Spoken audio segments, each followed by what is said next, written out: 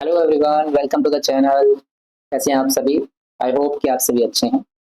तो जो आज हम जो मैक्रो इकोनॉमिक्स का चैप्टर स्टार्ट करेंगे, ये बहुत ही ज़्यादा यूजफुल है आगे जब हम फर्दर नेशनल इनकम को कैलकुलेट करें। बहुत ही एक्साइटिंग चैप्टर है, इसकी सारी टर्म्स आज बहुत ज़्यादा यूज होंगी आगे, इसलिए एक एक टर्म्स को बड़े ध्यान से समझिए। तो ये स्टार्ट करते हैं, वन बाय वन करके हम सारी टर्म्स को समझें।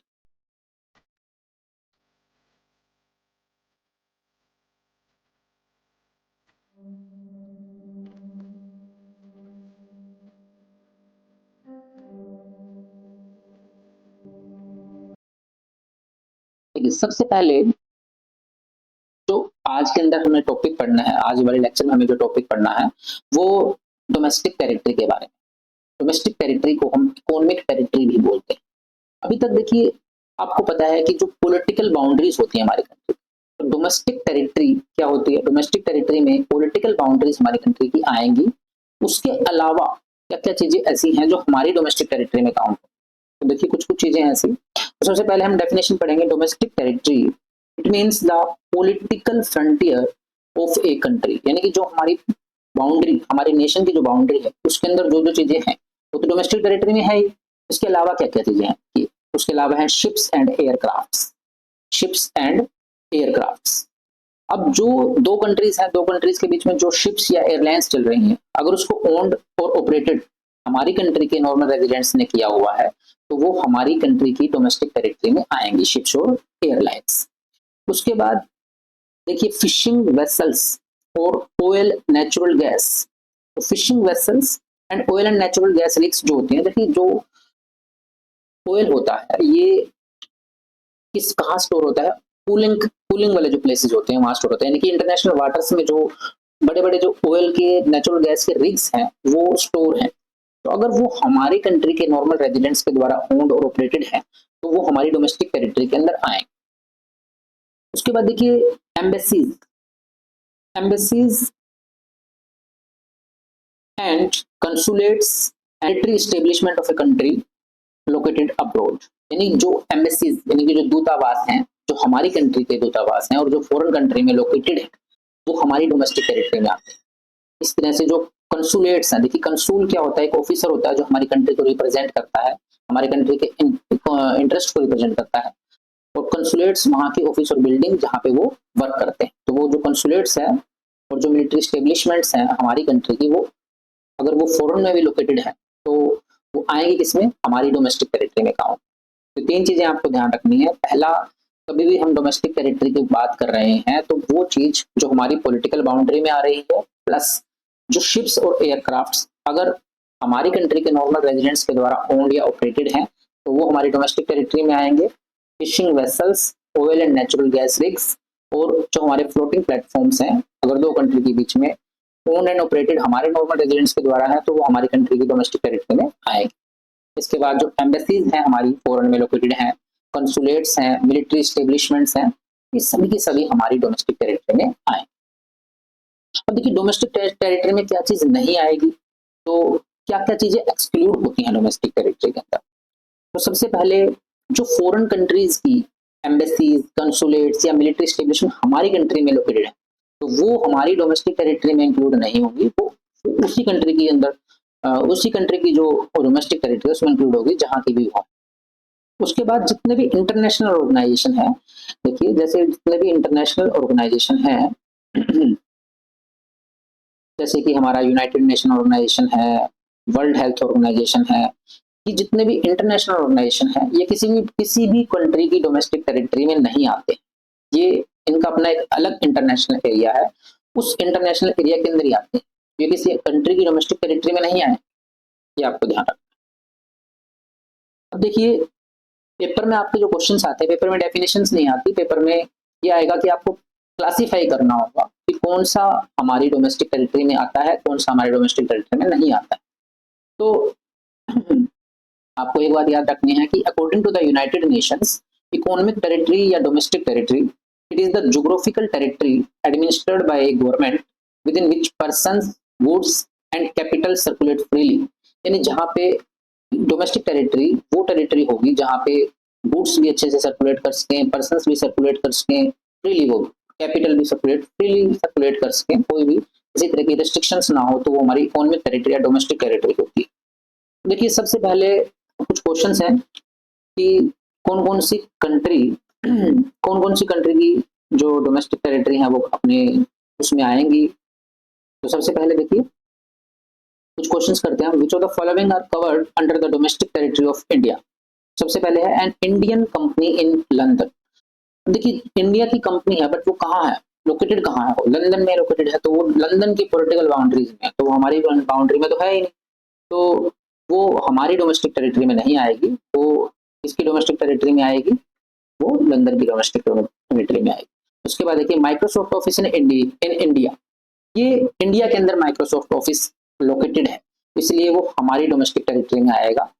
उसके बाद company in India owned by A Japanese, लेकिन जापानीज के द्वारा वो कंपनी ओन्ड है बट लोकेटेड कहाँ है, इंडिया के अंदर। तो हमें सिर्फ तीन ही चीजों का ध्यान रखना है, शिप्स एंड एयरक्राफ्ट्स, उसके बाद जो हमारे ऑयल गैस नेचुरल गैस के जो हमारे रिग्स थे वो, और उसके बाद हमें जो एम्बेसीज हैं कंसुलेट्स हैं, अगर वो चीजें हैं तो ध्यान रखना, नहीं तो जो पॉलिटिकल बाउंड्री के अंदर जो जो चीज आ रही है वही हमारी डोमेस्टिक टेरिटरी में आएगी। अब देखिए दूसरा है office of Reliance industries in New York. तो जो रिलायंस इंडस्ट्री के जो ऑफिस है न्यूयॉर्क में, तो ये हमारी कंट्री में आएंगे नहीं, ये डोमेस्टिक टेरिटरी में हमारे नहीं आएंगे क्योंकि न्यूयॉर्क में लोकेटेड। उसके बाद branch of foreign bank in India, India के अंदर लोकेटेड है, यस ये डोमेस्टिक टेरिटरी में हमारी डोमेस्टिक टेरिटरी में आएंगे, इंडिया की डोमेस्टिक टेरिटरी में आएंगे। इंडियन एम्बेसी इन जापान, यहाँ पर वर्ड यूज हो रहा है एम्बेसी। तो अभी हमने बताया कि जो पॉलिटिकल फ्रंटियर्स हैं, पॉलिटिकल बाउंड्रीज हैं, उसके अलावा एम्बेसी जितनी भी होंगी वो अगर दूसरी कंट्री में लोकेटेड है तो वो हमारी डोमेस्टिक टेरिटरी में आएंगी। उसके बाद branch of state bank of India in China, China के अंदर इंडिया का स्टेट बैंक है तो वो हमारी डोमेस्टिक टेरिटरी में नहीं आएगा। उसके बाद रशियन एम्बेसी इन इंडिया, ये रशिया की एम्बेसी है तो ये रशिया की डोमेस्टिक टेरिटरी में आएगी, हमारी डोमेस्टिक टेरिटरी में नहीं आएगी। उसके बाद Tata rented its building to Google in America, तो ये भी हमारी डोमेस्टिक टेरिटरी में नहीं है। तो इस तरह से हमने ये क्लासिफाई किया कि कौन कौन सी चीजें हमारी डोमेस्टिक टेरिटरी में आ रही हैं, कौन कौन सी चीजें हमारी डोमेस्टिक टेरिटरी में नहीं आ रही। आई होप कि आपको सबको क्लियर हो गया। अब आगे चलते हैं, अब हम चलते हैं नॉर्मल रेजिडेंस के ऊपर। देखिए जैसे डोमेस्टिक टेरिटरी का कंसेप्ट बड़ा इंपॉर्टेंट था, ऐसे ही नॉर्मल रेजिडेंस का कंसेप्ट बड़ा इंपॉर्टेंट है। इसके लिए मैं आपको एक चीज, हम एक स्लाइड लेते हैं, उसके बाद देखिए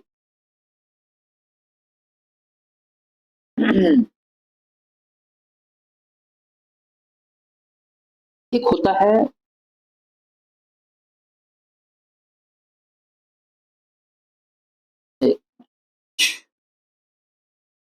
एक होता है हमारे पास सिटीजनशिप।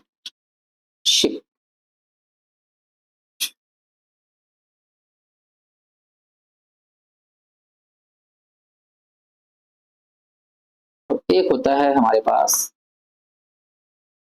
रेजिडेंटशिप। देखो दो चीजों में फर्क है, किसी भी कंट्री का सिटीजन होना और किसी भी कंट्री का रेजिडेंट होना, दोनों में फर्क है। अगर आप किसी कंट्री में आप बोर्न हुए हो, पैदा हुए हो, तो वो उस कंट्री के ऑटोमेटिकली आप सिटीजनशिप आपको मिल जाएगी, या फिर उसके लिए अप्लाई करना पड़ता है, लॉ एंड ऑर्डर्स हैं। लेकिन जो रेजिडेंटशिप है यानी कि आप उस कंट्री के नॉर्मल रेजिडेंट्स कब बनते हैं, उस कंट्री के नॉर्मल रेजिडेंट्स हम तब बनते हैं जब उस कंट्री में हम 1 साल से ज्यादा रह रहे हैं, और जो हमारा इकोनॉमिक इंटरेस्ट है, सेंटर ऑफ इकोनॉमिक इंटरेस्ट है, वो उस कंट्री के लिए लाई करता है, उस कंट्री के अंदर लाई करते हैं। यानी जो भी हम अर्न कर रहे हैं, स्पेंड कर रहे हैं या कुछ भी एक्यूमुलेट कर रहे हैं, वो उस कंट्री की उसी लोकेशन से होना चाहिए जहां पे हम वर्क कर रहे हैं। देखिए तो नॉर्मल रेजिडेंस इसी कंसेप्ट से आया है हमारा रेजिडेंटशिप। तो नॉर्मल रेजिडेंट्स क्या होते हैं, देखिए normal resident of a country refers to an individual, इसमें इंडिविजुअल भी आएंगे और इंस्टीट्यूशंस भी आएंगे, who ordinarily resides in a country and whose center of economic interest also lies in that country। यानी नॉर्मल रेजिडेंट में दो चीजें आ सकती हैं, एक इंडिविजुअल्स भी आ सकते हैं और एक इंस्टीट्यूशंस भी आ सकते हैं। तो आपको ये देखना है कि वो हमारी कंट्री के अंदर वो 1 साल से ज्यादा रह रहा है, चाहे वो अगर फॉरेनर भी हो और हमारी कंट्री में रह रहे हैं, तो वो अगर 1 साल से उनको ज्यादा हो गया है तो वो नॉर्मल रेजिडेंट हमारी कंट्री के कहलाएं। दूसरा जो उनका सेंटर ऑफ इकोनॉमिक इंटरेस्ट है वो हमारी कंट्री के लिए होना चाहिए, तभी वो हमारी कंट्री के नॉर्मल रेजिडेंट्स कहलाएंगे। जैसे देखिए सेंटर ऑफ इकोनॉमिक इंटरेस्ट से क्या मतलब है ये हमारा सेंटर ऑफ इकोनॉमिक इंटरेस्ट है, इससे क्या मतलब है कि जो रेजिडेंट है वो लिव्स और is located with in the domestic territory, हमारे डोमेस्टिक टेरिटरी के अंदर होना चाहिए। दूसरा, जो resident carries out basic economic activities of earning करना चाहिए उसको उसी लोकेशन से, स्पेंडिंग और एक्यूमुलेशन, जितना भी वो ये तीनों एक्टिविटी करेगा उतनी ही उसकी इकोनॉमिक एक्टिविटी उसी लोकेशन से होगी, और वही इकोनॉमिक एक्टिविटी ही देखी जाती है जब भी किसी को हमें नॉर्मल रेजिडेंट बताना होता है। तो आपको हमेशा याद रखना है नॉर्मल रेजिडेंट एक कंट्री का वो होगा जो उसमें 1 साल से ज्यादा रह रहा है, और उसके अलावा उस कंट्री की के अंदर उसकी जो इकोनॉमिक एक्टिविटीज है वो होनी चाहिए। अब दूसरा, नॉर्मल रेजिडेंट जो है वो इंडिविजुअल्स भी हो सकते हैं या इंस्टीट्यूशंस भी। चलिए नेक्स्ट देखिए, अब नॉर्मल रेजिडेंट्स में कौन कौन चीजें नहीं आएंगी, कौन कौन सी चीजें ऐसी हैं जो नॉर्मल रेजिडेंट्स में नहीं आती। तो सबसे पहले देखिए कि फॉरेन टूरिस्ट, जो टूरिस्ट होते हैं जो हमारे देश में सिर्फ घूमने आते हैं या फिर कोई मेडिकल ट्रीटमेंट कराने आते हैं, या जैसे कोई हमारा कोई इंटरनेशनल मैच चल रहा है और वो उसको देखने के लिए आए हैं, तो स्टडी के लिए आए हैं, तो वो फॉरेन टूरिस्ट होते हैं, वो हमारे कंट्री के नॉर्मल रेजिडेंट्स नहीं कहलाएंगे, तो उसको नॉर्मल रेजिडेंट्स में इंक्लूड नहीं करेंगे। दूसरा, जो यहाँ पर फॉरेन कंट्रीज की एम्बेसीज, कंसुलेट्स या मिलिट्री ऑर्गेनाइजेशंस हैं, उनके जो स्टाफ एम्प्लॉयज है वहाँ पर, जहाँ उनके जो एम्बेसीज में स्टाफ एम्प्लॉयड है, वो हमारी कंट्री के नॉर्मल रेजिडेंट्स नहीं होंगे। जिस कंट्री से वो बिलोंग करते हैं उसी कंट्री के नॉर्मल रेजिडेंट्स कहलाएंगे। उसके बाद देखिए, जो इंटरनेशनल ऑर्गेनाइजेशन है, जैसे कि यूनाइटेड नेशन ऑर्गेनाइजेशन है, वर्ल्ड हेल्थ का ऑर्गेनाइजेशन है, ये नॉर्मल रेजिडेंट्स उस कंट्री के नहीं हो सकते, किसी भी कंट्री के नहीं होंगे जहां पे भी वो होंगे। मान लीजिए एक यूएनओ का ऑफिस है वो अमेरिका में है, तो यूएनओ जो है वो नॉर्मल रेजिडेंट नहीं है अमेरिका, ये आपको ध्यान है। लेकिन जो इंटरनेशनल ऑर्गेनाइजेशन में जो एम्प्लॉइज वर्क करते हैं वो किससे बिलोंग करेंगे, वो उस कंट्री से बिलोंग करेंगे, जिस भी कंट्री से वो बिलोंग करते हैं उसी के नॉर्मल रेजिडेंट कहलाएंगे। लेकिन जो इंटरनेशनल ऑर्गेनाइजेशंस हैं वो नॉर्मल रेजिडेंट्स किसके कहलाएंगे, इंटरनेशनल एरिया के, जो इंटरनेशनल एरिया है उनका, उन्हीं के नॉर्मल रेजिडेंट कहलाएंगे, वो किसी कंट्री के नॉर्मल रेजिडेंट नहीं कहलाएंगे। लेकिन जो इंटरनेशनल ऑर्गेनाइजेशन में स्टाफ एम्प्लॉयड है वो उसी कंट्री का नॉर्मल रेजिडेंट कहलाएगा जिससे वो बिलोंग करता है। देखिए आगे देखिए, नेक्स्ट है जो क्रू मेंबर्स होते हैं फॉरेन वेसल्स के, कमर्शियल ट्रैवलर्स यानी कि जो बिजनेस के लिए आते हैं, या सीजनल वर्कर्स जो होते हैं, वो भी नॉर्मल रेजिडेंट्स हमारी कंट्री के नहीं कहलाएंगे। उनका अगर जो भी स्टे है वो 1 ईयर से लेस है तो वो हमारी कंट्री के नॉर्मल रेजिडेंट्स नहीं कहलाएंगे। उसके बाद देखिए, बॉर्डर वर्कर्स जो बॉर्डर के आसपास रहते हैं और उनका रोज हमारी कंट्री में आना होता है और वो बॉर्डर को डेली क्रॉस करते हैं सिर्फ अपने काम के लिए, तो वो भी नॉर्मल रेजिडेंट्स नहीं कहलाएंगे। जिस कंट्री से बिलोंग करते हैं, जिस कंट्री में वो रहते हैं, उसी के नॉर्मल रेजिडेंट्स कहलाएंगे, ना कि जिस कंट्री में वो वर्क करते हैं। ये आपको ध्यान रखना है नॉर्मल रेजिडेंट्स के लिए। अब देखिए कुछ क्वेश्चंस हैं जिसके अंदर हमें ये पता करना है कि कौन से नॉर्मल रेजिडेंट्स हमारी कंट्री के हैं और कौन से नहीं। तो identify the following as normal residents of India. देखिए सबसे पहले है Indian officials working in the Indian embassy in USA. USA के अंदर इंडियन एम्बेसी है, लेकिन वो जो इंडियन है तो इंडियन ऑफिशियल्स है, तो वो नॉर्मल रेजिडेंट्स किसके होंगे, वो इंडिया के होंगे। तो यस, ये हमारे नॉर्मल रेजिडेंट्स कहलाएंगे। दूसरा है a Japanese tourist who stays in India for 2 months. अब इसको 1 साल से कम हुआ है, जापान से टूरिस्ट आया है हमारे इंडिया के अंदर और वो 2 मंथ से रह रहा है वहां पे, तो ये नॉर्मल रेजिडेंट्स हमारी कंट्री का नहीं होगा। ठीक है। उसके बाद Indians going to Pakistan for watching the cricket match. तो जो क्रिकेट मैच देखने के लिए गए हैं इंडियंस, तो वो नॉर्मल रेजिडेंट्स किसके होंगे, हमारी कंट्री के होंगे। यस, वो सिर्फ वहां मैच देखने के लिए गए हैं। उसके बाद Indians working in the United nation office. मैंने अभी बताया ना कि जो इंटरनेशनल ऑर्गेनाइजेशंस में जो भी एम्प्लॉइज वर्क करते हैं वो उसी कंट्री के नॉर्मल रेजिडेंट्स कहलाएंगे जिससे वो बिलोंग करते हैं। तो उसने बोला Indians working in the United nation office located in the America for less than 1 year. अब अमेरिका में वो हैं लेकिन 1 साल से उनको कम हो गया है, और अब वो हैं कहाँ के, वो किससे बिलोंग करते हैं, इंडिया। अगर उनको 1 साल से ज्यादा हो जाता तब फिर वो अमेरिका के ही कहलाते। अब ये हमारे नॉर्मल रेजिडेंट्स कहलाएंगे। अब आगे देखिए, Indians employees working in WHO World Health Organization में जो इंडियन एम्प्लॉइज वर्क कर रहे हैं लोकेटेड इन इंडिया, यस ये भी हमारे नॉर्मल रेजिडेंट्स कहलाएंगे। उसके बाद है foreign tourist visiting India for a month to see the Taj Mahal, तो 1 महीने के लिए वो आए हैं फॉरेन टूरिस्ट, तो ये तो हमारे नॉर्मल रेजिडेंट नहीं हो सकते। उसके बाद Indian Muslims going for the हज पिलग्रिमेज, तो ये इंडियन मुस्लिम्स हैं जो घूमने के लिए गए हैं, तो ये भी हमारे नॉर्मल रेजिडेंट्स हैं। जो बाहर घूमने गए हैं तो हमारे तो नॉर्मल रेजिडेंट्स है। इस तरह से हमें क्लासिफाई करना आना चाहिए कि कौन कौन से नॉर्मल रेजिडेंट्स हैं इंडिया के। ये पेपर में एग्जाम में ऐसे ही क्वेश्चन आते हैं। चलिए अब नेक्स्ट चलते हैं। नेक्स्ट हमारा टॉपिक है factor income and transfer income. बड़ा इंपॉर्टेंट कंसेप्ट है। देखिए लास्ट जो हमने चैप्टर किया था सर्कुलर फ्लो ऑफ इनकम, तो वहां हमने फैक्टर इनकम के बारे में बात की। तो फैक्टर इनकम बोल लो या फैक्टर पेमेंट बोल लो, ये एक ही सिक्के के दो पहलू। अगर प्रोड्यूसर फैक्टर इनकम दे रहा है, फैक्टर्स के लिए पेमेंट कर रहा है, तो वो फैक्टर पेमेंट बोलेगा उसको। और जो हाउस होल्ड्स हैं जो फैक्टर सर्विस जिन्होंने प्रोवाइड की थी और उनको पैसा मिल रहा है, तो उनके लिए वो क्या है, इनकम है, तो फैक्टर इनकम है। तो फैक्टर इनकम किसके लिए मिलती है, हाउस होल्ड्स, जैसे उन्होंने फैक्टर सर्विसेज दी फर्म्स को, तो उसके बदले में उनको क्या मिला, फैक्टर इनकम मिला। तो फैक्टर इनकम जो है ये एक बाइलेटरल इनकम है, क्योंकि जब उनको फैक्टर इनकम मिल रही है तो उन्होंने फैक्टर सर्विसेज दी, इसीलिए उनको फैक्टर इनकम मिल रही है। तो ये एक तरफा नहीं है, ये इसलिए इसको बोलते हैं बाइलेटरल इनकम, क्योंकि इसमें एक साइड से उन्होंने सर्विस दी, दूसरी साइड से उन्होंने क्या मिला, उनको फैक्टर इनकम मिली। अब उसके बाद जो ट्रांसफर इनकम है, ट्रांसफर इनकम क्या होती है, ये यूनिलेटरल होती है, मतलब इसको किसी भी चीज के बदले नहीं मिल रहा है।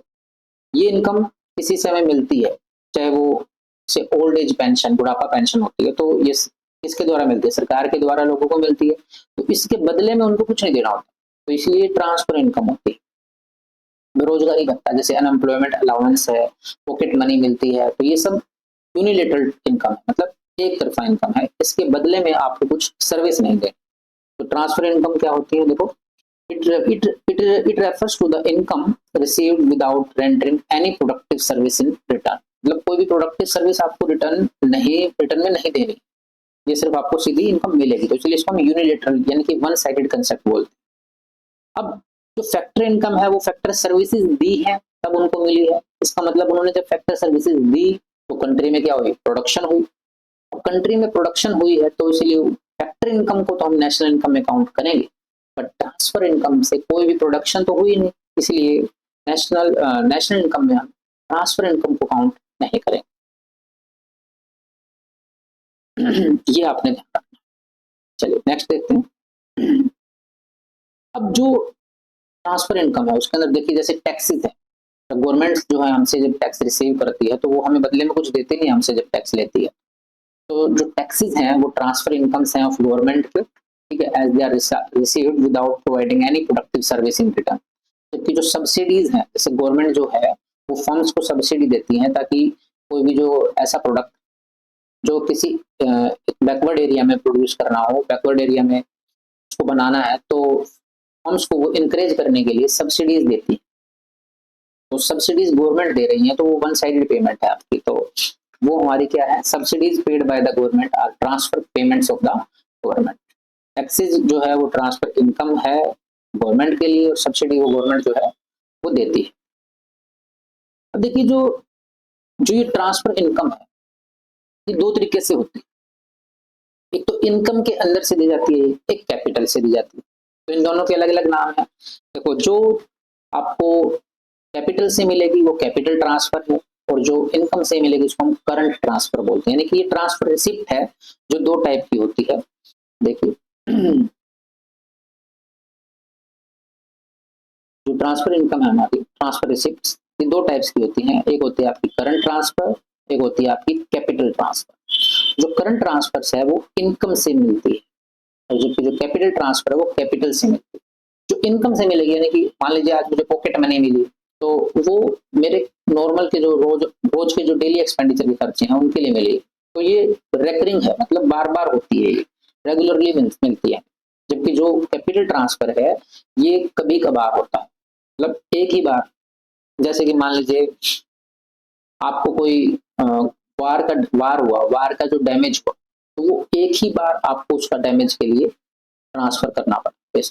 तो वो किस में आएगा आपका? एक बार में कोई आपने इन्वेस्टमेंट करी, कोई घर खरीदा, तो आपने क्या किया, उसको एक ही बार इनकम आपकी, एक ही बार जो पेमेंट हो रही है आपकी, वो क्या होगी, कैपिटल ट्रांसफर के अंदर आएगी। और जो बार बार होती है वो करंट ट्रांसफर में आएगी। चलिए अब देखिए, पेपर में कई बार क्वेश्चन आता है, what is the difference between factor income and transfer income. तो यहाँ पे भी आप वही सब चीजें बताएंगे जो भी हमने डिस्कस की हैं। सबसे पहले इसकी डेफिनेशन आ जाएगी कि जो फैक्टर इनकम है वो फैक्टर सर्विसेज के बदले में मिलती है, जो ट्रांसफर इनकम है इसके बदले में कोई सर्विस हमें नहीं देनी पड़ती है, सीधी मिलती है। तो ये यूनिलेटरल होती है और ये बायलेटरल होती है। अब जो फैक्टर इनकम है इसका नेचर क्या है कि इसको नेशनल इनकम में और डोमेस्टिक इनकम दोनों में काउंट किया जाता है, जबकि ट्रांसफर इनकम को नेशनल इनकम और डोमेस्टिक इनकम किसी में भी काउंट नहीं किया जाता। दूसरा जो फैक्टर इनकम है ये एक अर्निंग कंसेप्ट है, आपने इसको अर्न किया है, आपने सर्विसेज दी है, उसके बदले में हमें फैक्टर पेमेंट मिली। अब जो ट्रांसफर इनकम है ये एक रिसिप्ट कंसेप्ट है, इसमें आपको सिर्फ रिसीव हुई है इनकम, इसके बदले में आपने कोई सर्विस नहीं दी। ठीक है, तो इसके एग्जांपल जैसे रेंट है, वेजेस है, इंटरेस्ट है और प्रॉफिट है। और जबकि जो ट्रांसफर इनकम है इसके एग्जांपल क्या रहेंगे, स्कॉलरशिप है हमारी, ओल्ड एज पेंशन है, अनएम्प्लॉयमेंट अलाउंस है, ये सब चीजें हमारी ट्रांसफर इनकम के अंदर है। चलिए देखिए नेक्स्ट जो कंसेप्ट है हमारा, अब इसके अंदर हमें क्लासिफाई करना है, ये कुछ क्वेश्चंस हैं जो इसमें हमें ट्रांसफर इनकम और फैक्टर इनकम के बारे में बताना है कि कौन कौन सी ट्रांसफर इनकम है और कौन कौन सी आपकी फैक्टर इनकम। तो सबसे पहले देखिए जो हमारी अनएम्प्लॉयमेंट अलाउंस यानी कि जो बेरोजगारी भत्ता, अनएम्प्लॉयमेंट अलाउंस किस में आएगा, ट्रांसफर इनकम में आएगा, तो ये हमारा आएगा ट्रांसफर इनकम। उसके बाद salary received by Rakesh from A company, अब सैलरी मिली है उसको, तो ये किस में आएगा आपका, उसने अर्न किया है इसको, तो ये आपका किस में आएगा, फैक्टर इनकम में आएगा। उसके बाद financial help to earthquake victims, तो ये आपने फाइनेंशियल हेल्प की है, तो ये ट्रांसफर इनकम में आएगा। कंपनसेशन रिसीव्ड फ्रॉम एम्प्लॉयर, ये आपकी फैक्टर इनकम से मिलेगी। Claim received from insurance company by N injured worker, तो ये आपका किस में आएगा, ट्रांसफर इनकम में आएगा। ठीक है उसके बाद birthday gift received from A friend, ये भी ट्रांसफर इनकम में आएगा। बोनस रिसीव्ड ऑन दिवाली, अब जब आप सर्विसेज दे रहे हैं तभी आपको बोनस मिलेगा, तो ये आपको किस में आएगा, फैक्टर सर्विस, फैक्टर इनकम में आएगा। तो इस तरह से हमने सीखा कि जो फैक्टर इनकम है और ट्रांसफर इनकम है इसको हम कैसे कैलकुलेट करेंगे, कैसे इसको हम क्लासिफाई करेंगे, समझ में आया आपको, तो इसको अच्छे से करें। नेक्स्ट है, आप देखिए अब हमारे पास गुड्स आते हैं। गुड्स देखिए, गुड्स वो चीज होती है जो हमारी जो भी डिजायर्स होती हैं उनको सेटिस्फाई करे, जो हमारी ह्यूमन वांट्स हैं उसको सेटिस्फाई करे, वही क्या है, वही गुड है। तो गुड्स की क्लासिफिकेशन होती है दो चीजों, हम गुड्स को क्लासिफाई कर सकते हैं, एक फाइनल गुड्स होते हैं और एक इंटरमीडिएट गुड्स होते हैं। तो देखिए इसके अंदर कुछ चीजें बताएंगे आगे फर्दर आपको, इससे पहले आपको मैं स्लाइड ऐड कर लेता हूँ और चीजें समझाते हैं इसको क्या।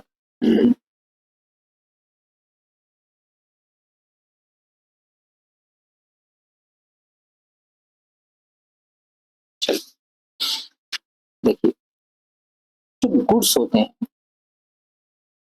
इसको हम क्लासिफाई कर सकते हैं, एक आते हैं आपके फाइनल गुड्स, एक होते हैं हमारे इंटरमीडिएट गुड्स।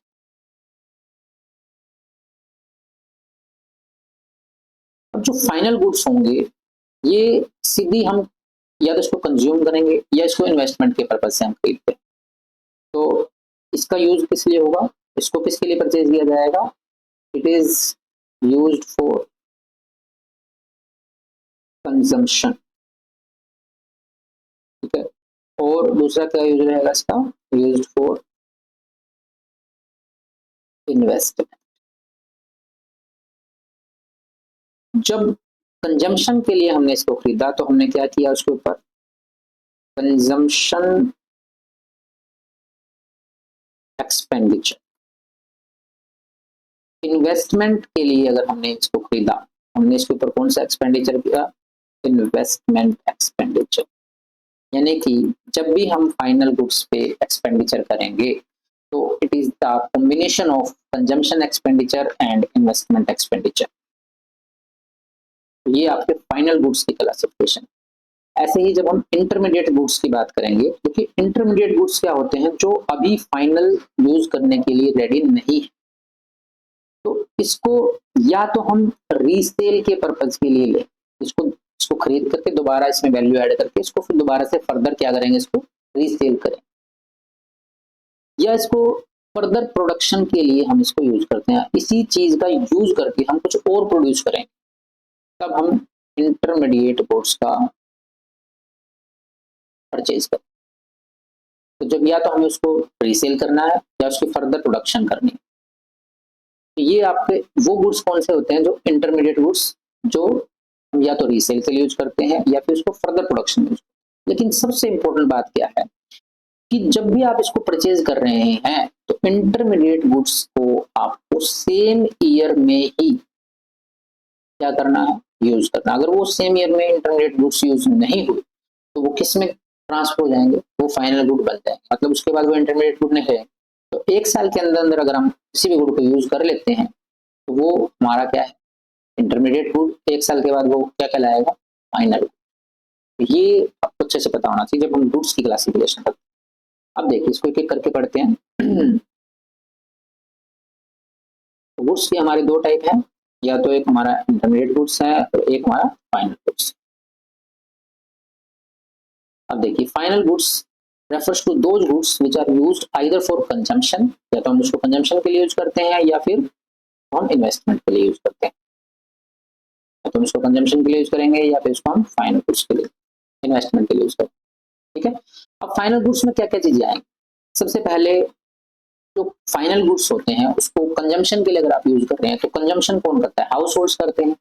तो हाउस होल्ड्स ही उसको सीधा परचेज करेंगे। जैसे कि मान लीजिए मैंने अगर कोई मिल्क खरीदा तो मिल्क मैंने कंज्यूम करने के लिए खरीदा, हाउस होल्ड अगर मैं हूँ और मैंने उसको मिल्क को खरीदा है तो मैं उसको कंज्यूम करूंगा, इसलिए वो क्या होंगे, फाइनल गुड्स होंगे। Goods purchased bye firms for capital formation, अगर किसी फर्म्स ने इन्वेस्टमेंट करनी है तो उसने कोई कैपिटल गुड खरीदा, ठीक है, तो वो किस में आएगा, हमारा फाइनल गुड। यानी कि उसने कोई मशीन खरीदी अपनी फर्म के लिए तो वो उसकी एक इन्वेस्टमेंट है, तो मशीनरी जब खरीदी जाती है तो वो किस में आएगी, फाइनल गुड के अंदर आएगी। अब देखिए expenditure on final goods purchased bye house holds is called consumption expenditure. जो हम फाइनल गुड्स के ऊपर जो एक्सपेंडिचर होता है, मैंने आपको बताया दो तरीके से होता है, तो कंजम्पशन एक्सपेंडिचर या फिर इन्वेस्टमेंट एक्सपेंडिचर। तो यहाँ पे आपको ये बात याद रखनी है। और जो फाइनल गुड्स है उसको कभी भी रीसेल के पर्पज से यूज नहीं किया जाता या फिर उसको कभी भी फर्दर प्रोडक्शन में यूज नहीं किया जाता। ठीक है, या तो उसको कंजम्पशन के लिए यूज किया जाएगा या उसको इन्वेस्टमेंट के लिए यूज किया जाएगा। ये सिर्फ फाइनल गुड्स के लिए आपको ध्यान रखना। इंटरमीडिएट गुड्स मैंने आपको बताया या तो आप उसको रीसेल के लिए यूज करेंगे या फिर फर्दर प्रोडक्शन के लिए यूज करेंगे। तो दो पॉइंट्स हैं इसमें, या आप यहाँ से देख सकते हैं वही चीजें जो मैंने आपको बताई इसमें। अब देखिए इसके बारे में क्या क्या चीजें हैं कि जो हमारा इंटरमीडिएट गुड्स होता है उसकी जो डिमांड होती है वो डिराइव्ड डिमांड। कैसे, क्योंकि जो इंटरमीडिएट गुड्स हैं उसका आगे फर्दर यूज होगा दूसरे गुड्स को बनाने के लिए, और वो गुड्स कौन से होंगे, फाइनल गुड्स। यानी फाइनल गुड्स की जो डिमांड है, अगर वो डिमांड है तभी इनकी डिमांड है। इसलिए डिमांड किस पे डिपेंड करती है, फाइनल गुड्स की डिमांड पे डिपेंड करती है इंटरमीडिएट गुड्स की डिमांड, इसलिए ड्राइव्ड डिमांड कहलाती है क्योंकि वो फाइनल गुड्स की डिमांड पे डिपेंड करती है। दूसरा, ये नॉट रेडी टू यूज है, कोई भी अभी यूज नहीं है इनका, अभी उसको आगे फर्दर यूज किया जाएगा या तो रीसेल के लिए या फर्दर प्रोडक्शन के लिए, इसलिए इंटरमीडिएट गुड्स है। दूसरा, जैसे मान लीजिए एक जो मिलर है उसने मान लीजिए एक व्हीट खरीदा जो 700 रुपए का था और उसने उसका क्या बनाया, फ्लर आटा बना दिया और उसकी कीमत 1000 रुपये होगी। तो जो 1000 रुपये कीमत है ये फाइनल गुड की कीमत, वो आटा क्या बन गया, तो फाइनल गुड बन गया, वो कंजम्पशन के लिए यूज होगा। ठीक है, तो उसी के अंदर इंटरमीडिएट गुड की जो वैल्यू है वो इंक्लूड हो चुकी है। तो इसीलिए जो फाइनल गुड की वैल्यू होगी उसी के अंदर किसकी इंक्लूड हो जाएगी, इंटरमीडिएट गुड की वैल्यू इंक्लूड हो जाएगी। तो इसीलिए जब भी हम नेशनल इनकम को कैलकुलेट करेंगे तो सबसे इंपॉर्टेंट क्या बात है याद रखनी है कि जो हमें फाइनल गुड है उसी को इंक्लूड करना है। इंटरमीडिएट गुड को नेशनल इनकम के लिए कभी भी हम यूज नहीं करें क्योंकि फाइनल गुड के अंदर इंटरमीडिएट गुड की वैल्यू पहले से ही ऐड है। अब देखिए इंपॉर्टेंट कंसेप्ट है, कि प्रोडक्शन बाउंड्री क्या होती है।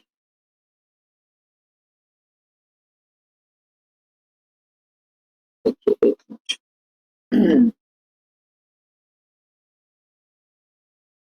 तो प्रोडक्शन बाउंड्री क्या है? एक ऐसी बाउंड्री जिसके अंदर एक गुड जो है वो एक सेक्टर से दूसरे सेक्टर में जा रहा है। जब तक वो प्रोडक्शन बाउंड्री के अंदर वो गुड है तब तक वो इंटरमीडिएट गुड कहलाएगा। जैसे वो उस प्रोडक्शन बाउंड्री से बाहर निकल जाएगा तो वो गुड क्या बन जाएगा? फाइनल गुड बन जाएगा। जैसे मान लीजिए ये एक आपकी प्रोडक्शन बाउंड्री, ठीक है, इसके अंदर एक ए फर्म है, ठीक है, और उसने क्या बनाया? कॉटन बनाया, कॉटन, जिसकी कीमत कितनी थी? सपोज कीजिए 1000 रुपये।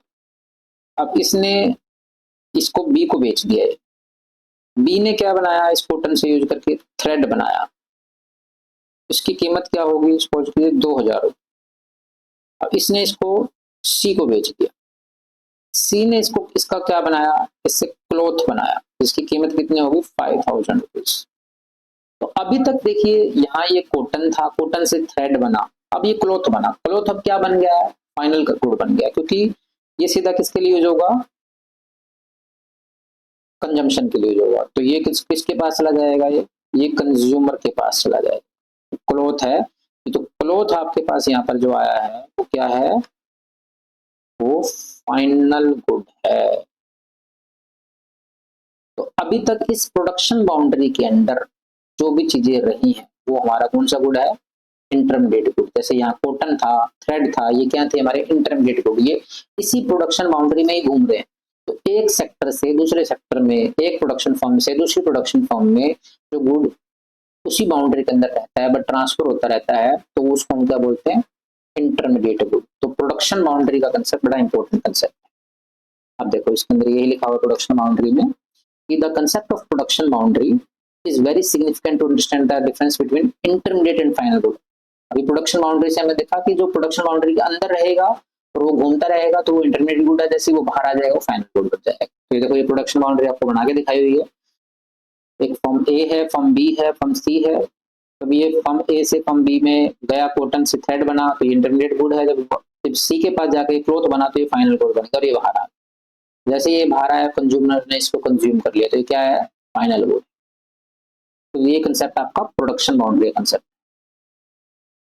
अब देखिए कैसे आप क्लासिफाई करेंगे, बड़ा इंपॉर्टेंट क्वेश्चन है कि इंटरमीडिएट गुड्स और फाइनल गुड्स दो अलग अलग गुड्स आपने पढ़े हैं, तो इनको क्लासिफाई कैसे करें? इनको क्लासिफाई करने का एक ही तरीका है कि इनका आप यूज देखेंगे कि इनका एंड यूज क्या है। एक गुड जो है वो इंटरमीडिएट गुड भी हो सकता है, गुड वो फाइनल गुड भी हो सकता है। अगर उसका आपने यूज देखा है, पहले यूज के बेस पे हम बताएंगे, ना कि उसकी नेचर के बेसिस पे हम बताएंगे। तो किसी भी गुड का यूज देखिए आपकी, उसका गुड का यूज क्या है। जैसे मान लीजिए एक शुगर एग्जांपल लेते हैं कि शुगर जो है एक इंटरमीडिएट गुड है। अगर उसको एक स्वीट शॉपकीपर जो है, जो मिठाई बनाता है एक शॉपकीपर, वो खरीदता है, अगर मान लीजिए उसको फर्दर स्वीट्स बनाने के लिए शुगर को, तो उसके लिए वो क्या है? Intermediate good. लेकिन अगर शुगर जो है वो हाउस होल्ड यानी कि कंज्यूमर खरीदेगा तो उसके लिए वो क्या है? Final good. तो उसका यूज क्या हो रहा है उस गुड का, उसी पे डिपेंड करता है इंटरमीडिएट गुड और फाइनल गुड। अब नेशनल इनकम मैंने आपको बताया कि फाइनल गुड्स को ही इंक्लूड करेंगे, क्योंकि बताया मैंने कि फाइनल गुड की जो वैल्यू होती है उसी के अंदर हम इंटरमीडिएट गुड की वैल्यू पहले से ऐड होती है। तो ये आपने याद रखना है। और दूसरी इंपॉर्टेंट बात क्या है कि जो इंटरमीडिएट गुड्स हैं हमारे, उसके अंदर वो सेम ईयर में यूज होने चाहिए। अगर सेम ईयर के बाद यूज होंगे तो उसका कोई फायदा नहीं, वो फाइनल गुड बन जाए। ठीक है। अब पेपर में डिफरेंस पूछते हैं, what is the difference between final good and intermediate. तो सबसे पहले डेफिनेशन बताएंगे हम इसके अंदर कि फाइनल गुड्स क्या होते हैं, जो या तो कंजम्पशन के लिए यूज होंगे या फिर इन्वेस्टमेंट के लिए यूज होंगे। इंटरमीडिएट गुड्स क्या होंगे, जो या तो हम रीसेल के लिए यूज करेंगे या फिर उसको हम किसके लिए यूज करेंगे? फर्दर प्रोडक्शन जो होनी है सेम ईयर के अंदर। ये बड़ा इंपॉर्टेंट है कि सेम ईयर में जो प्रोडक्शन होंगी उसके लिए। अब जो फाइनल गुड है उसको हम नेशनल इनकम में इंक्लूड करते हैं, डोमेस्टिक इनकम में इंक्लूड करते हैं, जबकि इंटरमीडिएट गुड्स को हम किसी में भी इंक्लूड नहीं करते। दूसरा, ये रेडी फॉर यूज होते हैं फाइनल गुड्स, और जो हमारे इंटरमीडिएट गुड्स हैं वो नॉट रेडी फॉर यूज, यानी कि उसमें कुछ भी वैल्यू एडिशन करना है। अब जो फाइनल गुड है वो देखा था हमने प्रोडक्शन बाउंड्री से बाहर आ गए, तो उन्होंने क्या कर लिया? They have crossed the production boundary. जबकि जो इंटरमीडिएट गुड्स हैं वो क्या है, प्रोडक्शन बाउंड्री के अभी अंदर ही घूम रहे हैं। तो इसलिए एग्जांपल देख लीजिए, milk purchase by households, ये फाइनल गुड है। Car purchase as an investment के तौर पे कार खरीदी है किसी ने, तो वो फाइनल गुड है। अब मिल्क जो है डायरी शॉप ने खरीदा है फॉर रीसेल करने के लिए, तो वो इंटरमीडिएट गुड है। Coal used in factory for further production, अब उसकी फर्दर प्रोडक्शन होनी है कोल की और उसको यूज किया जाएगा, तो वो इंटरमीडिएट गुड। तो इस तरह से हमें क्लासिफाई करने आने चाहिए, पेपर में क्लासिफिकेशन का क्वेश्चन आता है। अब देखिए क्वेश्चन आ रहे हैं, इस क्वेश्चन में क्या पूछा है हमसे, ये पूछा है कि कौन सा गुड क्लासिक इंटरमीडिएट गुड है, कौन सा गुड जो है आपका फाइनल गुड है। तो देखो सबसे पहले हम देखेंगे paper purchased bye a publisher, एक पब्लिशर ने पेपर खरीदा तो उसको फर्दर यूज तो करेगा, ये प्रोडक्शन पब्लिश करना है उसको, तो उसको ये हमारा कौन सा गुड है, तो सेम ईयर में ही करेगा, इसलिए ये क्या है, इंटरमीडिएट गुड है। फर्नीचर परचेज्ड बाय स्कूल, देखिए स्कूल ने अगर फर्नीचर खरीदा है तो वो उसको लॉन्ग टर्म के लिए यूज करेगा, इन्वेस्टमेंट पर्पज के लिए खरीदा है, तो ये हमारा कौन सा गुड है, फाइनल गुड है। यानी कि ये पहला जो क्वेश्चन था हमारा, ये इंटरमीडिएट गुड है, ये हमारा final good. Milk purchase by house hold, house hold ने खरीदा है तो उसको कंजम्पशन करने के लिए खरीदेंगे, ये कौन सा गुड है, हमारा final good. Purchase of rice by grocery shop, अब ग्रोसरी शॉप ने इसको परचेज किया है राइस को, तो ये फर्दर रीसेल करने के लिए किया है, तो ये हमारा intermediate good. Coal used by manufacturing firms, ये भी फर्दर प्रोडक्शन करनी है, इसलिए इसका ये intermediate good. Computers installed in an office, एक ऑफिस में कंप्यूटर को इंस्टॉल किया गया, तो ये एक इन्वेस्टमेंट है, इन्वेस्टमेंट के पर्पज से इसको खरीदा गया है, ये final good. Coal used by consumer household, तो कंज्यूमर यूज करेगा कोल, तो ये क्या है आपका final. Mobile sets purchased by mobile dealer, वो आगे इसको फर्दर क्या करेगा, रीसेल करेगा, तो ये कौन सा गुड है, intermediate good. Purchase of pulses by consumer, तो ये कंजम्पशन के लिए यूज करेगा, तो ये फाइनल गुड है। उसके बाद देखिए चाक्स डस्टर्स जो एक स्कूल ने परचेज किए हैं, तो देखिए चाक्स और डस्टर सेम ईयर में यूज हो जाते हैं, तो ये इंटरमीडिएट गुड, सेम ईयर के अंदर ही इसका यूज हो जाएगा। उसके बाद fertilizers used by farmers, farmers fertilizers को क्रॉप की प्रोडक्शन के लिए आगे यूज करते हैं, फर्दर प्रोडक्शन के लिए यूज करेंगे, तो ये कौन सा गुड है, intermediate good. Printer purchased by lawyer, तो ये आपकी उसने इन्वेस्टमेंट की है, तो ये फाइनल गुड है। Wheat used by flour mill, wheat use कर रहा है उससे वो आटा बनाएगा आगे, तो ये इंटरमीडिएट गुड है। Unsold coal with traded at year end, देखिए ये कोल अनसोल्ड है, मतलब ये सेल नहीं हुआ है, तो ये कौन सा आपका, ये आपका फाइनल गुड के अंदर है। Cotton used by cloth mill, cloth mill के द्वारा जो कॉटन यूज हो रही है, ये इससे आगे क्या बनेगा, क्लॉथ बनेगा, इसलिए ये इंटरमीडिएट गुड है। Wheat used bye house hold, ये फाइनल गुड है क्योंकि हाउस होल्ड इसको यूज करेगा। रेफ्रिजरेटर इंस्टॉल्ड बाय फर्म, ये भी एक फाइनल गुड है, ये इन्वेस्टमेंट की है उसने। Sugar used by sweet shop, अब स्वीट शॉप क्या करेगा, शुगर से मिठाई बनाएगा, तो इसलिए ये कौन सा है, इंटरमीडिएट। तो इस तरह से हमने देखा कि जो कौन से गुड हमारे फाइनल गुड हैं, कौन से गुड हमारे इंटरमीडिएट गुड्स हैं, तो ये बड़ा इंपॉर्टेंट है, आपको अच्छे से आना चाहिए। आई होप कि आपको सब कुछ समझ में भी अच्छा जाए। अब देखिए नेक्स्ट करते हैं हम, नेक्स्ट है जो फाइनल गुड्स है, फाइनल गुड्स को भी क्लासीफाई हम कर सकते हैं। फाइनल गुड्स को क्लासीफाई हम करेंगे इस तरह से, हमने देखा था जब फाइनल गुड होते हैं या तो उसको हम कंजम्पशन के लिए यूज करते हैं या फिर इन्वेस्टमेंट के लिए यूज करते हैं। तो एक स्लाइड ले लेते हैं, फिर आपको थोड़ा सा समझाते हैं, इसके अंदर फिर चलेगा।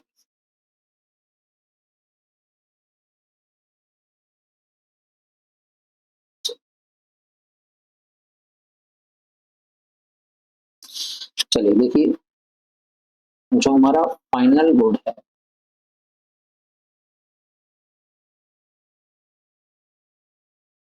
इसको या तो हम किसके लिए यूज करते हैं, कंजम्पशन और या इन्वेस्ट। तो जो कंजम्पशन के लिए यूज करेंगे उसको हम क्या कहेंगे, कंजम्पशन गुड, और जो इन्वेस्टमेंट के लिए यूज करेंगे उसको हम क्या कहेंगे,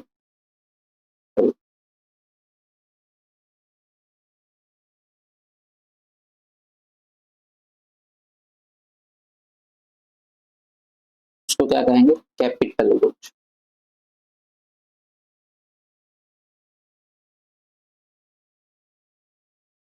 तो ये आपने याद रखना है, जो कंजम्पशन गुड है उसको डायरेक्टली कंज्यूम किया जाएगा, कैपिटल गुड उसको इन्वेस्टमेंट के लिए यूज किया जाएगा। अब देखिए तो कैपिटल गुड्स हैं हमारे, एक मिनट,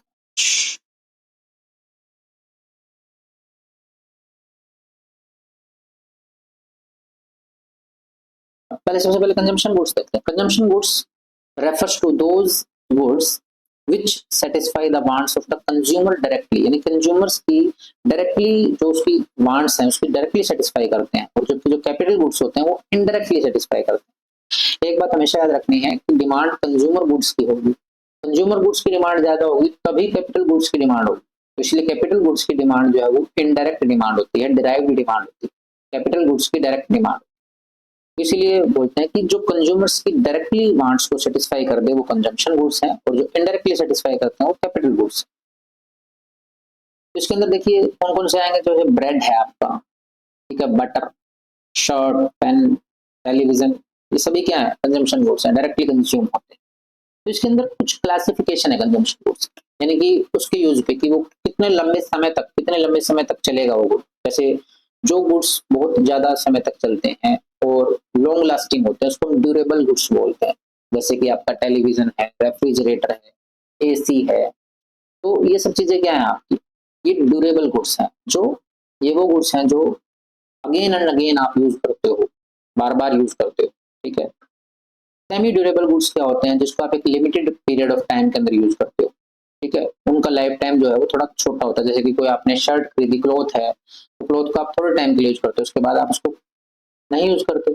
उसके बाद क्या है, non durable goods. Non durable goods क्या होते हैं, जिसका एक ही बार यूज होगा, उसके बाद वो यूज ही नहीं होगा, ठीक है। जैसे इसके अंदर क्या क्या आएंगे, milk, bread, food grains, paper, ये एक बार यूज कर लोगे उसके बाद दोबारा यूज थोड़ा ना करोगे, उसका दोबारा यूज नहीं करेंगे, दोबारा यूज करना है तो फिर दूसरा लेके आएंगे। तो इनकी जो यूज बिल्कुल नहीं होता, वो नॉन ड्यूरेबल गुड्स होते हैं। तो ड्यूरेबल गुड्स कौन से होंगे, जो लॉन्ग लास्टिंग होंगे। सेमी ड्यूरेबल जो जिनका लिमिटेड पीरियड ऑफ टाइम होगा यूज करने। नॉन ड्यूरेबल जिसको एक ही बार यूज कर सकते हैं उसके बाद यूज नहीं कर सकते। तो वो कंजम्पशन गुड्स की हम क्लासिफिकेशन करते हैं। एक है सर्विसेज। जो सर्विसेज, मान लीजिए डॉक्टर से कोई सर्विस ले रहे हो आप, टीचर से पढ़ रहे हो, ठीक है, तो वो सर्विस है, वो डायरेक्टली आप कंज्यूम कर रहे हो, इसीलिए वो कंजम्पशन गुड्स के अंडर आती है, ठीक है। इसको, ये सर्विसेज क्या होती है, ये गुड्स की तरह नहीं होती, इसको आप क्या नहीं कर सकते, ना इसको देखा जा सकता ना इसको टच किया जा सकता। तो आप सर्विसेज लेते हैं, चाहे वो बैंक की सर्विस है, टीचर की सर्विस है, लॉयर की सर्विस है, किसी की भी सर्विस, तो उसको डायरेक्टली कंज्यूम करेंगे, तो वो कंजम्पशन गुड्स का पार्ट। नेक्स्ट है कैपिटल गुड्स। ये कैपिटल गुड्स वो फाइनल गुड्स होते हैं जो आप अदर गुड्स की प्रोडक्शन में यूज करते हो। जैसे मान लीजिए आपने कोई इन्वेस्टमेंट किया है, प्लांट के अंदर मशीनरी ली है, आपने इक्विपमेंट्स खरीदे हैं, उसको आप यूज करोगे फर्दर प्रोडक्शन के अंदर, ठीक है। तो ये इसका देखो, इसका भी यूज हम कर रहे हैं, इंटरमीडिएट गुड्स का भी यूज कर रहे थे, लेकिन इंटरमीडिएट गुड्स की जो तो यूज हमें जो करना है वो 1 साल के अंदर ही करना है, क्योंकि ये जो है प्लांट मशीनरी ये लॉन्ग लास्टिंग होते हैं। तो इसको एक बार ले लिया तो ये सिर्फ डेप्रिशिएट होते हैं ओवर द टाइम, बट इनको हम काफी टाइम बार बार यूज करते हैं, इसलिए कैपिटल गुड्स के अंदर आया। तो जो हमारे कैपिटल गुड्स हैं वो फ्यूचर के अंदर हम बार बार इसको यूज करते हैं फॉर प्रोडक्टिव पर्पज के लिए, ठीक है। इनका जो लाइफ टाइम है यानी कि लॉन्ग लास्टिंग होते हैं, ड्यूरेबल होते हैं, अपनी आइडेंटिटी को प्रोडक्शन प्रोसेस में ये लूज नहीं करते हैं, मतलब एक बार इनको यूज किया दोबारा फिर से यूज कर सकते हो, ठीक है। इनको रिपेयर करना पड़ता है, रिप्लेसमेंट इनकी लगती है टाइम टू टाइम, डेप्रिशिएट हो जाती है क्योंकि ये, तो इनको मेंटेन रखना पड़ता है। दे हैव डिराइव्ड डिमांड, मैंने बताया कि कैपिटल गुड्स जो है हमारे, उनकी डिमांड कौन सी होगी, डिराइव्ड डिमांड हो, ठीक है। क्योंकि जो कंजम्पशन गुड्स थे उनकी डायरेक्ट डिमांड थी, उन्हीं के ऊपर इनकी डिमांड डिपेंड करती है, इसलिए इनकी इनडायरेक्ट या डिराइव्ड डिमांड बोलोगे आप कैपिटल डिमांड की। और जो कंजम्पशन गुड्स हैं उनकी जो डिमांड है हमारी, वो कौन सी डिमांड है, कंजम्पशन गुड्स की हमारी डिमांड डायरेक्ट डिमांड है, और इनकी डिराइव्ड डिमांड है कैपिटल गुड्स। अब देखिए ये इंपॉर्टेंट है कि क्या सारे के सारे प्रोड्यूसर गुड्स कैपिटल गुड्स होते हैं, नहीं, ऐसा नहीं पॉसिबल, क्योंकि जो प्रोड्यूसर है वो तो रॉ मटेरियल्स भी यूज करता है, ठीक है, मशीन्स भी यूज करता है। अब जो रॉ मटेरियल्स है वो लॉन्ग लास्टिंग थोड़ी ना होगा, वो तो एक बार यूज होगा फिर दोबारा यूज नहीं होगा। तो रॉ मटेरियल्स जो है वो प्रोड्यूसर गुड तो है, बट वो कैपिटल गुड नहीं बन सकता। हाँ, जो प्लांट्स हैं, आपके मशीन्स हैं, वो सारे कौन से गुड्स में आएंगे, वो कैपिटल गुड्स में आएंगे। तो हम ये कह सकते हैं कि सारे प्रोड्यूसर गुड कैपिटल गुड नहीं होते, but capital good producer good जरूर होते। ये इंपॉर्टेंट कंसेप्ट है।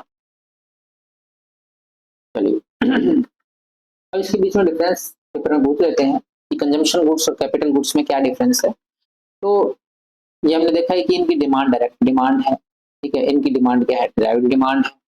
ये प्रोडक्शन कैपेसिटी को प्रमोट नहीं करते क्योंकि डायरेक्टली कंज्यूम हो जाते हैं कंजम्पशन गुड। तो कैपिटल गुड्स हैं, ये प्रोडक्शन कैपेसिटी को क्या करते हैं, प्रमोट करते हैं, क्योंकि ये फर्दर प्रोडक्शन में यूज होते हैं। अब जो एक्सपेक्टेड लाइफ क्या है इनकी, जो कंजम्पशन गुड्स हैं इनकी तो लाइफ टाइम कम है क्योंकि वो डायरेक्टली कंज्यूम हो जाते हैं, जबकि जो कैपिटल गुड्स हैं ये लॉन्ग लास्टिंग ड्यूरेबल गुड्स होते हैं, तो इनकी मोर देन 1 ईयर की जो है एक्सपेक्टेड लाइफ होती है। एक्सपेंडिचर जो इस पे होता है कंजम्पशन गुड्स पे, इसको कंजम्पशन एक्सपेंडिचर बोलते हैं। जो कैपिटल गुड्स पे एक्सपेंडिचर होता है उसको इन्वेस्टमेंट एक्सपेंडिचर बोलते हैं। तो ये डिफरेंस है बेसिकली, हमने जो सारी चीजें पढ़ी हैं। अब देखिए, अब एक ही गुड है, वो किस समय कौन सा गुड होगा, किस समय कौन सा गुड होगा, तो ये हमें क्लासिफिकेशन करते हैं। सबसे पहले हम देखेंगे कार के बारे में। देखिए, कार अगर उसको हाउस होल्ड ने परचेज किया है तो वो कौन सा गुड है, तो ये यहाँ गलती से लिखा कैपिटल गुड। अगर उसको हाउस होल्ड ने परचेज किया तो वो कंजम्पशन गुड्स है, ठीक है। और कैपिटल गुड्स, कैपिटल गुड कब होगा कार, अगर उसको taxi driver as a taxi के तौर पे उसको खरीदता है, क्योंकि उसको क्या करना है, आगे पैसा कमाना है, तो वो तो क्या करेगा, कार को उसने किसके लिए यूज किया, बिजनेस के तौर पे यूज किया उसने, वो कार खरीदी है उसने आगे कार टैक्सी चलाने के लिए, तो वो कौन सा गुड है, कैपिटल गुड है, क्योंकि उसने इन्वेस्टमेंट की। अब अगर मान लीजिए कोई कार डीलर कार खरीदता है, वो किसके लिए खरीदेगा, रीसेल करने के लिए, तो वो इंटरमीडिएट गुड होगा। तो देखिए, कार अगर हाउस होल्ड खरीद रहे हैं तो वो कौन सा गुड है, कंजम्पशन गुड है। कार डीलर खरीद रहा है रीसेल करने के लिए तो वो इंटरमीडिएट गुड है। और अगर कार टैक्सी ड्राइवर खरीद रहा है टैक्सी चलाने के लिए तो वो कौन सा गुड है, कैपिटल गुड है। तीनों का पर्पज देखिए, एक का पर्पज इन्वेस्टमेंट है तो वो कैपिटल गुड है, एक का पर्पज रीसेल है तो वो इंटरमीडिएट गुड है, एक का पर्पज कंजम्पशन है तो वो कंजम्पशन गुड। तो तीनों का पर्पज के अकॉर्डिंग हम बताएंगे कि कौन सा टाइप का गुड। इसी तरह से देखिए, क्लॉथ है, अगर उसको हाउस होल्ड खरीद रहे हैं तो वो कंजम्पशन गुड है, लेकिन अगर वो क्लॉथ ईयर एंड तक, 1 साल के एंड तक वो अनसोल्ड रह जाता है तो वो कैपिटल गुड। अगर उसको टेलर खरीद रहा है ड्रेस बनाने के लिए, या उसको कोई गारमेंट शॉपकीपर खरीद रहा है रीसेल करने के लिए तो वो इंटरमीडिएट गुड है। इसी तरह से शुगर देखिए, अगर उसको हाउस होल्ड खरीद रहे हैं तो वो कंजम्पशन के लिए कंजम्पशन गुड हो गया। अगर वो ईयर एंड तक, 1 साल तक वो अनसोल्ड रह जाता है तो वो कैपिटल गुड है। अगर उसको स्वीट शॉपकीपर खरीद रहा है स्वीट बनाने के लिए तो इंटरमीडिएट गुड, ठीक है। तो इस तरह से अगर रीसेल करने के लिए कोई भी चीज यूज होगी तो वो इंटरमीडिएट के लिए होगी। तो ये आपको ध्यान होना चाहिए इसे। अब आगे देखिए, सर्विसेज ऑफ डॉक्टर और लायर, अगर उसको आप हाउस होल्ड ले रहे हैं तो वो कंजम्पशन गुड्स है, ठीक है। और अगर उसको एंटरप्राइज यूज कर रहे हैं तो वो कौन सा गुड होगा, इंटरमीडिएट गुड होगा।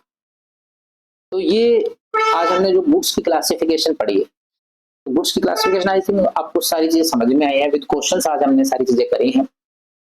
इसको बार बार सुनिए, इस चैप्टर को, इस लेक्चर को बार बार सुनिए, क्योंकि इसमें बहुत इंपॉर्टेंट कंसेप्ट है, बहुत इंपॉर्टेंट टर्म है जो आगे फर्दर हमें यूज होंगी नेशनल इन्फॉर्म के। तो आज वाले लेक्चर में आज हम इतना ही करेंगे, बाकी की जो कुछ चीजें रह गई इस चैप्टर की वो हम नेक्स्ट लेक्चर में कवर करें। तो आज के लिए इतना ही करते हैं, थैंक यू।